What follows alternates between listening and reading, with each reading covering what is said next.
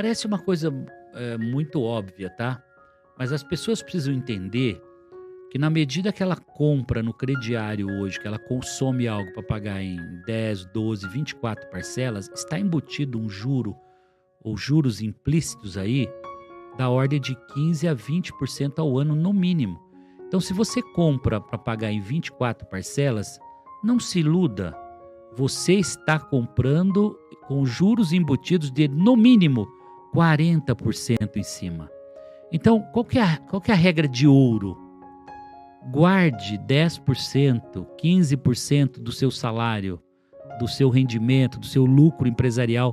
Guarda 10%. Não seja imediatista em tentar adquirir, fazer consumos imediatos, porque você está pagando muito caro. Você está diminuindo o seu poder de compra. É muito simples. Você guarda R$ 500 todo mês e em 2 anos você terá o dinheiro para comprar à vista e vai economizar 40% na compra à vista, no mínimo, com a taxa de juros que a gente tem hoje. Então aquela coisa, 24 parcelas de 89, 24 parcelas de 79. Tem juros implícitos aí.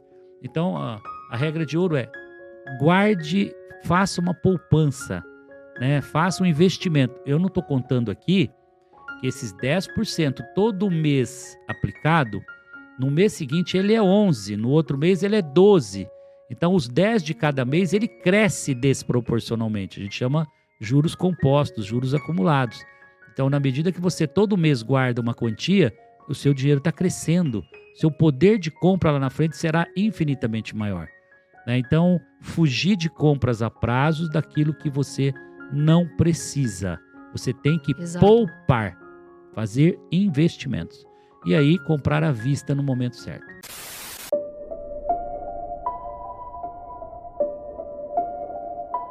Então, tem 2 cenários, né? Você pode estar tão endividado que qualquer que seja o cenário que você olhe para frente, você nem em 5 anos você sai daquele endividamento que você criou.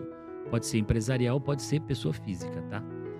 Então, o cuidado que você precisa ter. Tem uma coisa que a gente chama-se de medição ou medir a sua alavancagem. É muito simples, tá? A palavra parece complexa, mas é assim: o quanto eu estou endividado em relação a quanto eu ganho, o quanto eu tenho. Então vamos fazer um exemplo bem rápido, né? Eu tenho um salário de R$ 10.000 por mês, hipoteticamente.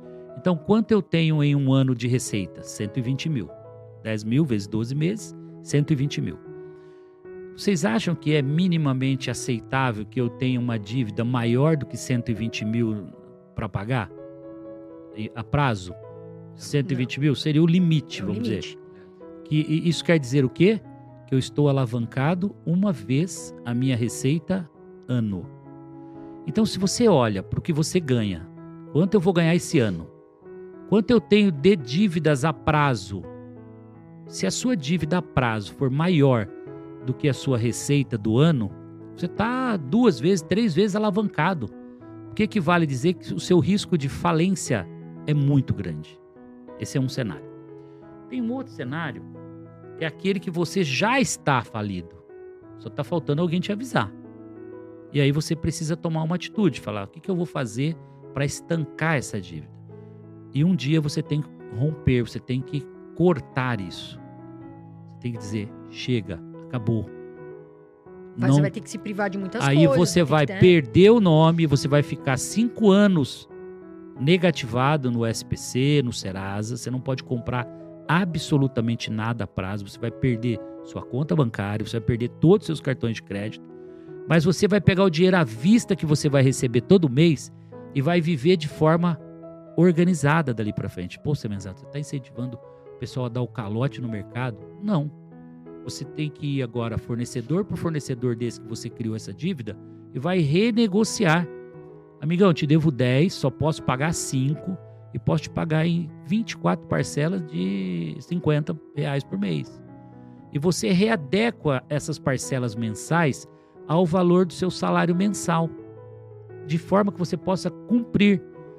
Pelo menos daqui a 2, 3 anos, você zerou sua dívida, o seu passado, porque você foi atrás dos seus credores, você renegociou, você quitou e você daqui 3 anos vai se reabilitar e vai lá no Serasa com todos os comprovantes pagos e fala, limpa meu nome de novo aí.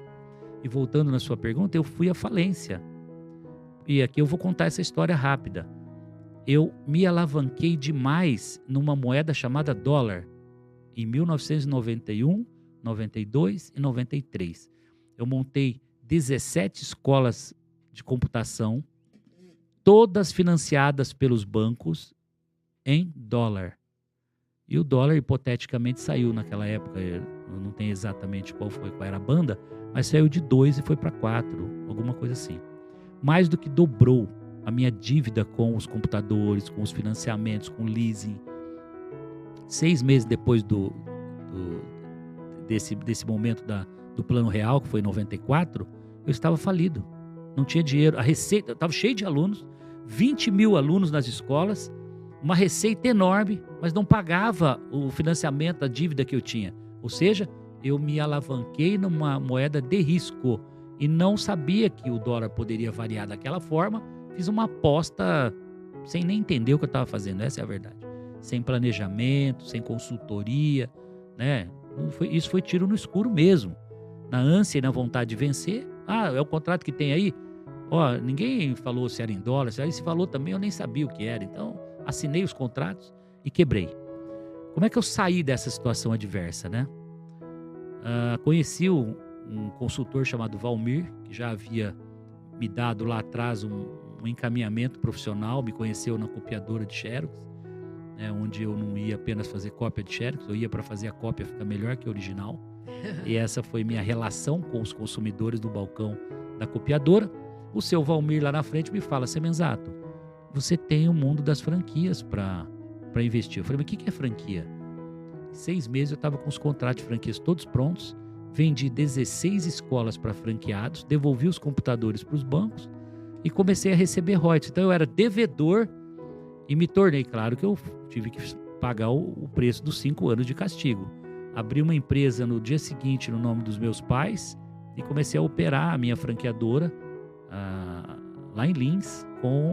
Eu era um funcionário do meu pai e da minha mãe, a empresa CNPJ novo. E ali eu saí, criei a maior rede de franquias, cheguei a 750 franquias, 500 mil alunos, que foi a minha primeira grande obra empreendedora, né? Que foi a Microlins, a maior rede de escolas de informática e profissionalizantes. Resumo da ópera, né? Deu certo, tive que pagar por 5 anos muito caro, porque eu tive que ir banco por banco, credor por credor, renegociar. Só que na outra mão eu tinha o quê? Um negócio bom, eu tinha um negócio que tinha receita, que tinha renda. Isso ajudou muito. Então, não adianta você replanejar como pagar as suas dívidas hoje, fechando a sua pergunta, se você não tem receita, se você não tem renda. Então, o primeiro, quanto eu ganho por mês? É 10 mil? Então tá bom. Você tem que fazer com que todo esse endividamento caiba dentro de 10 mil por mês. E que leve 2, 3 anos, 4 anos para pagar, mas um dia você se liberta e sai dessa situação adversa, né?